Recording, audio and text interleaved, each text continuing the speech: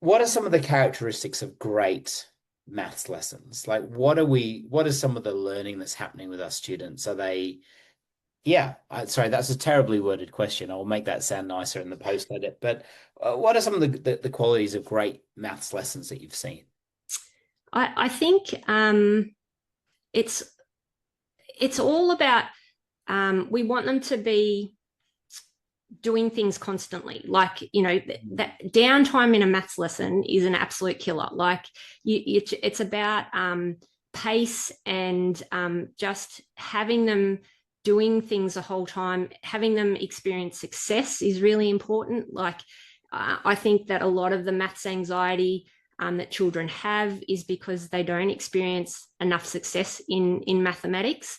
Um, I think they have to be engaged in what they're doing, and really see a purpose for it as well. Like, it needs to be something that they can, like today I was doing a lesson in grade 6, and, we were looking at lowest common multiple, and we were doing an activity around, that on Father of the Bride, when George Banks, when he's in the supermarket and he's got the hot dogs and he's got the rolls, I and then love it. he has a bit of a moment because he's like, I don't want to pay for 12 rolls. I've got 8 hot dogs. I don't want the 12 rolls. I just want 8 rolls.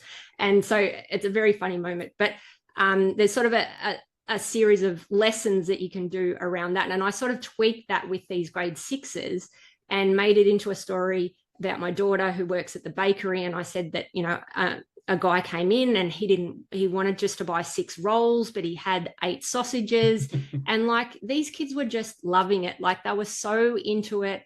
And, they were like, they just love a context and something that they can link to. And, and we were doing explicit instruction, and we were doing, deep thinking. Like, there was just lots of things happening in the one lesson.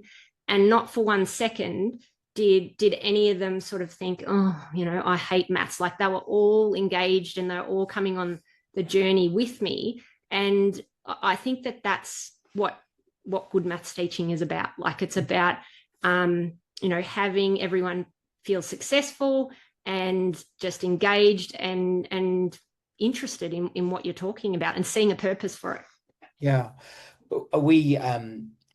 We do this thing at the beginning of every sort of maths topic or inquiry, and I always talk to my students and ask them, what do mathematicians do? And I do the same for what does a scientist do? What does a